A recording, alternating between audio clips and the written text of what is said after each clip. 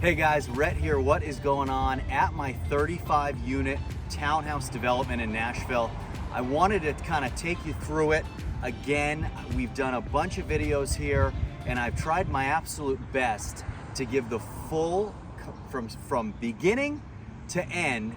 And I am so thrilled to say that we are now at 80% leases for the first phase of the project. As you can tell, phase one is complete. We're gonna go into the units today. There's three different kind of floor plans. There's a 4-bed, a 3-bed, and a 2-bed. We're gonna go into every single one today. You guys have seen them before they were vertical, as you say, right? You do the horizontal work, which is called the site work, and then the vertical, which is the actual build itself. Makes sense. You've seen it through all the phases. If you have not, please get into the description and watch the videos. Start at number 1 and work your way to today.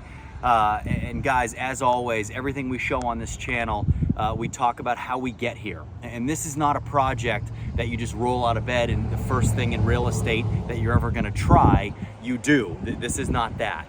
This is a culmination of a lot of different kinds of investments, a lot of experience, understanding what it takes to put something like this up, what kind of capital requirements it takes, what kind of risk tolerance it takes, what kind of debt that it takes, what kind of area you can build it in, how to put together a team to do this. And that is a very, very long process to get to this point. This is my goal for all of my clients, is to get them in a position where they can do things like this. How do we get there? And for a lot of people, and for myself, it all started with Section 8. It started by buying single family houses in areas where we have teams, where we can create cash flow, where we can create value, which turns into equity, which turns into more capital, which turns into more units, which turns into more money, which equals something like this, to allow us to get into projects that are significantly larger that are like this. So as you guys know, you've been with me through this whole process of walking you through this, and I want to take you through the finished product, because we have certificates of occupancy, COs, for all of these units. Now, this is the first 14 units. This was phase 1. Phase 1 itself included the going vertical on 14 units, okay, and all of the site work for the total 35 units. So, as you can see behind me, 14 units up. To the left, to the right, you see all of the grading and all of the site ready for the remaining 21 projects, okay? So 21 units will go here. They will mimic the same exact floor plans and the same setup as our first 14 units, okay? So far, from a debt standpoint, we've spent about $6 million. We've got $4 million left to spend. That will all be spent, of course, on this last 21 units. Now, when you talk about the debt and you talk about how it's used, you always have front-loaded debt for the first phase of a project, always, because in that first phase, you're always doing site work for the entire project. So even though 14 units have been built here, and the budget here was $6 million, on the backside, our budget is about $4 million for 21 units. So $4 million for 21 units, $6 million for 14 units. You're saying to yourself, well, that doesn't make sense. But the difference is the site work. So the drainage, the runoff, the electrical, the water, all of the grounds, everything that you have to do, everything around here, the retention pond, which you guys have seen a bunch of different phases of, right? All of the pavers, all of the concrete, everything here. As you can see, the parking is set. The parking's done for all of the units, yet we haven't started building them yet. So that's why in the first phase of a lot of these projects, you're spending more capital. Now, with the way that these are, we've deeded them individually. So this is a BTR, which is what's known as a build to rent. However, because the townhouses are deeded individually, if we wanted to, we could sell them off one by one. Which every project that we do, we always talk about having optionality or maneuverability. because you don't know what the world's gonna be like 3 years from now when projects like this complete, or 4 years from now, 5 years from now in big projects. You always wanna make sure if things are not what you expect or not what you have estimated or hypothesized in your calculations prior to getting into a project like this, you have options. The worst thing you could ever do is build a project like this, get to the end of it, spend $10 million and not have options. So that's why we do things like that. Would have been a lot cheaper not to deed them individually. Would have been easier not to do that. But we always want to make sure that building a project like this, we have options, okay? So I'm going to take you through, we're going to walk through it, and we'll just talk a little bit about it. And I think it's a cool transformation from what it was to what it is now. So in terms of rent, so the first unit we're going to go into right now, it is a 4-bedroom, and we have leases lined up for $2,600 a month, okay, for the 4 bedrooms.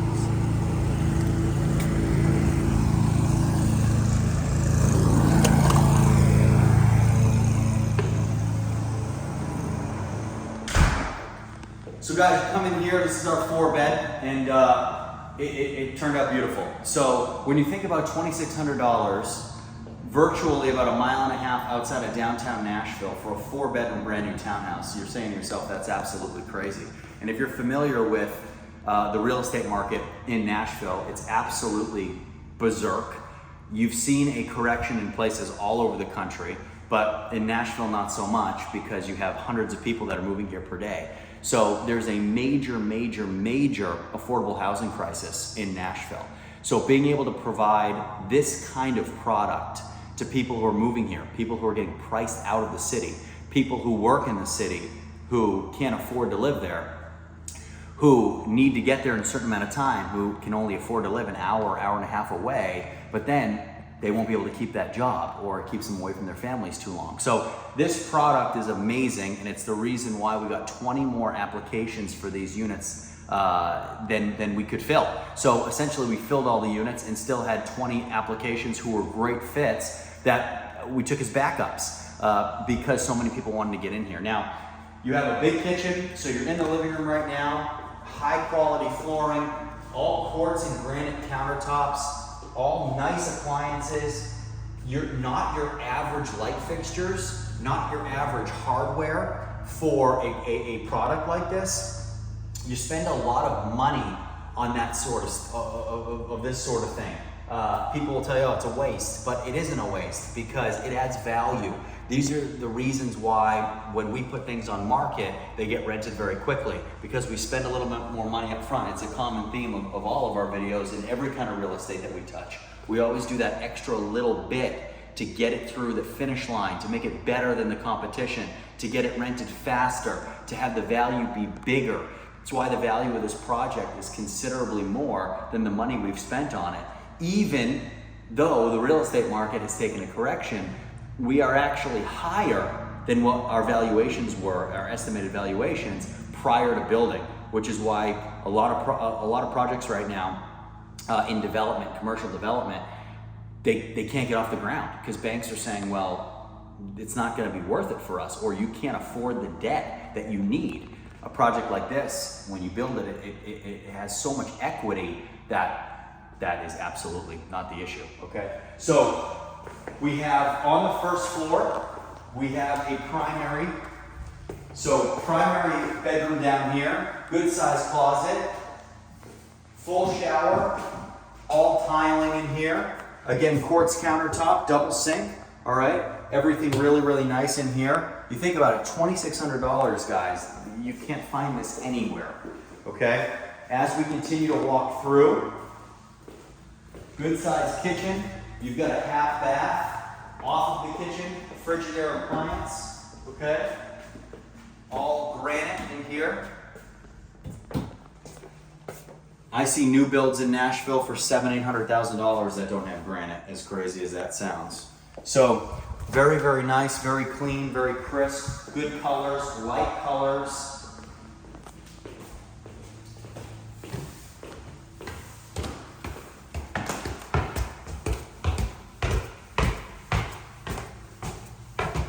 Top of the stairs, okay?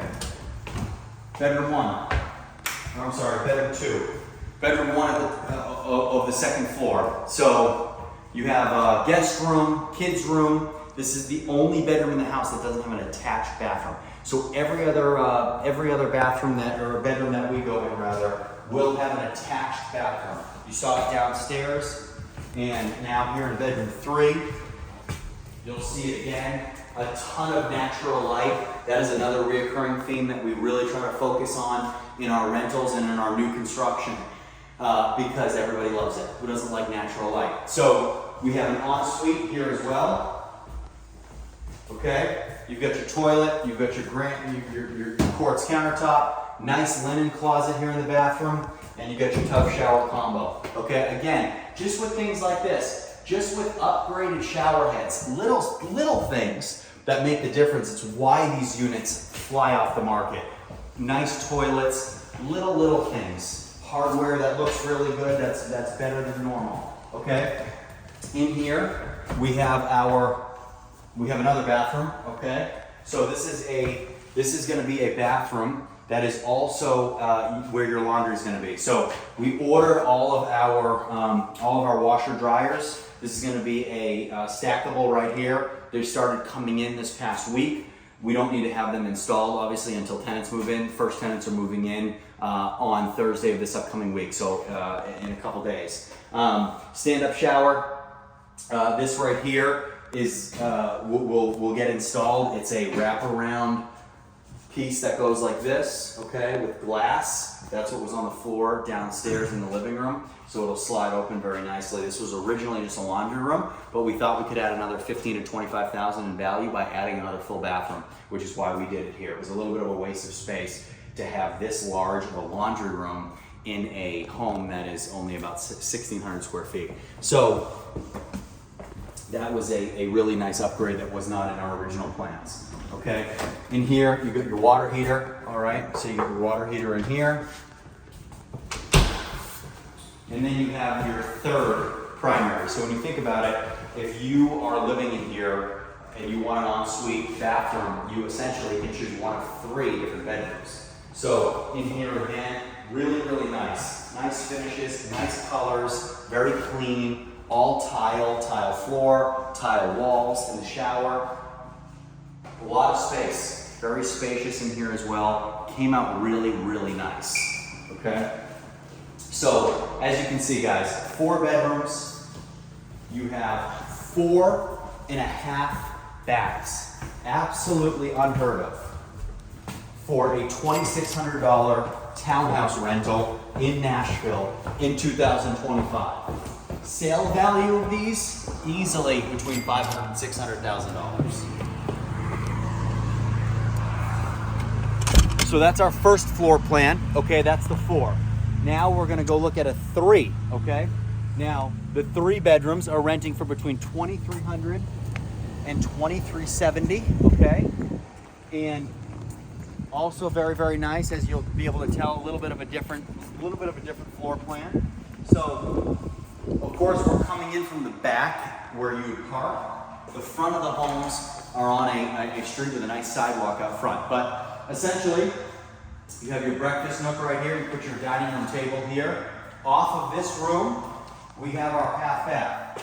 So at the end of the hallway, we have our half bathroom in here. Very clean, very nice, secluded, away from everything, which I really like. In here, you got your water heater, which is on the first floor, and you got some storage next to it as well. So storage in here as well, which is nice. Nice big kitchen, Frigidaire, dishwasher, stove, and refrigerator, as well as the microwave. Pretty good quality appliances for rental like this, and we like Frigidaire.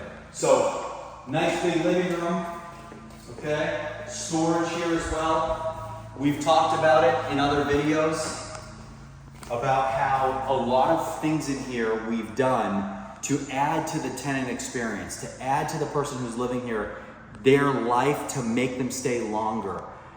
I'll tell you, when you're building units, you never want to sacrifice square footage, especially for storage, because you don't make money on that. So you spend all this money and you don't get rewarded for it, okay? Because you're not selling that square footage.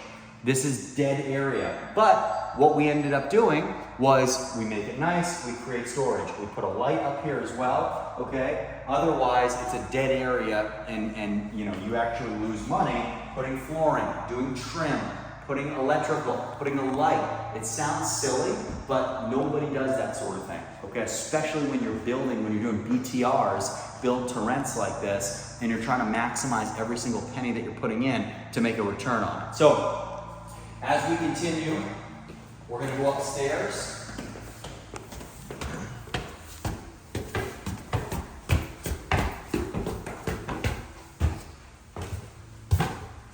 Okay, so this is our 3-bedroom. Top of the stairs, you take a right.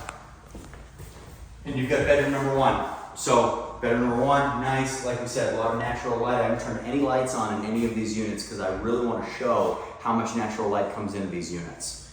As we keep walking through here, right next door, you have bedroom number 2. All right? No en-suites in these two, okay? We have our primary at the end of the hall. Now, in between these two, you have your bathroom that both bedroom 1 and 2 will use in the hallway. All right, very similar, I'm sure, to a lot of houses that you guys grew up in. I know it's very similar to the house that I grew up in. Washer dryer already here in this unit, which is nice. All the washer and dryers we are going to supply. Very different from Section 8 where we don't supply those, but nice for here. Okay, and then at the end of the hall, we have our main primary, okay? So this is our primary. You're looking out on the front versus the other 2 bedrooms, you're looking out at the back. Got a nice walk-in closet, definitely big enough for 2 people to have their clothes, and natural light in here as well. You have your primary bathroom, okay? Double sink, linen closet, toilet, and shower. So crazy how these projects come together, guys, especially if you've been following the progress of this and how quickly things evolve. So that's it. So a very simple floor plan, a very efficient floor plan, and then of course, again, linen closet at the top of the hall.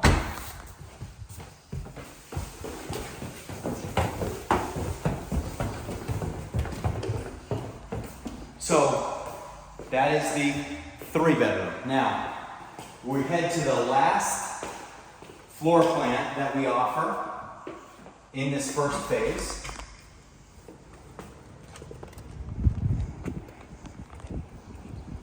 Which is the 2-bedroom. Okay?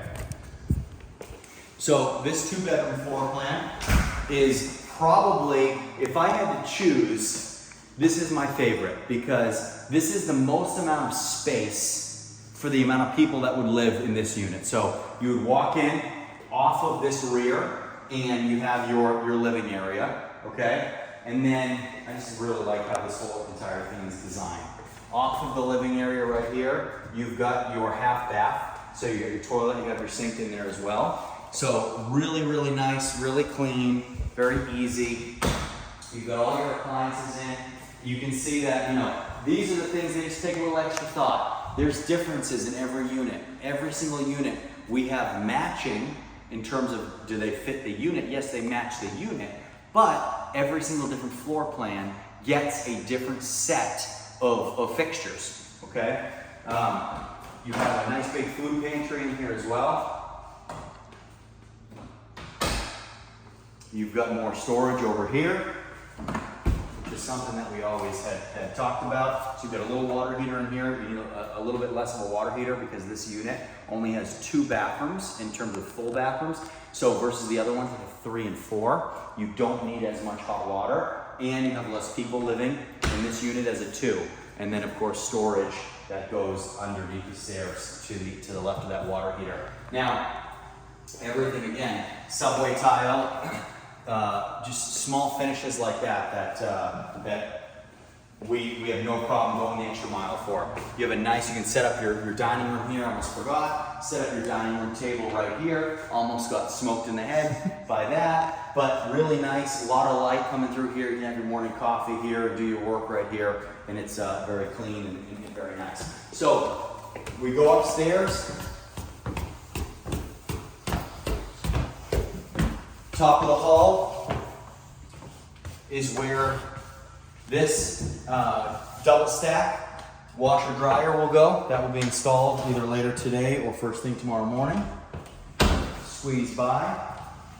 And top of the stairs, you have your first bedroom, okay, primary number 1, with your double sink. Again, kind of like we talked about, the tiling we did in every room is a little bit different. So we didn't want to do just a cookie cutter. We wanted every unit to have a little bit of something else because different people want different stuff. You could look at 3 different layouts for our 3-bedroom, when I say layouts, same floor plan, but it could have different finishes. It could have granite in one bathroom, it could have quartz in another bathroom, it could have different color fixtures, it could have different color hardware, it could have different color tiling. This is what is very abnormal when you're building projects like this, because usually you order things in massive bulk. One thing that we do is we wait to do all of our finishes until we're ready. And we like to be a little bit more creative because we understand that everyone's likes and dislikes are a little different, and it allows us to find more people for units a lot faster when it's not as cookie cutter, okay? So as we come through here,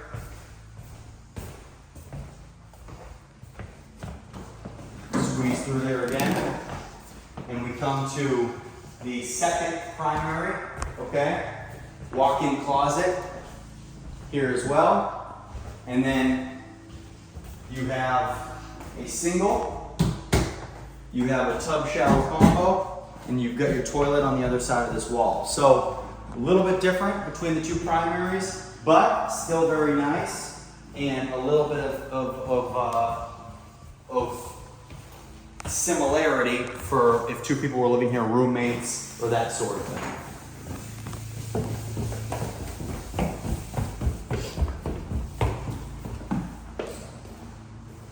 So, turned out really nice. Something else too, cabinets, different colors in every unit. Again, just kind of aiming towards that, that little bit of difference for every unit. Now, like I said at the beginning, guys, doing a project like this, it involves a lot of risk. It involves a lot of capital. It involves a lot of kind of fundamental know-how in terms of how to do something like this and what you need to look out for, what you need to watch, what you need to be concerned with.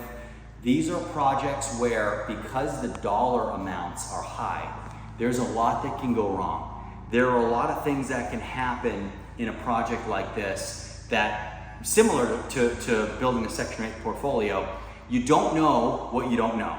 So you don't know whether you're gonna step on a mine if you haven't done it before. Or if it's your first time doing something, you don't even know the right questions to ask. And that's really what we're here for. I'd love to do projects like this with you. How do we get to this point?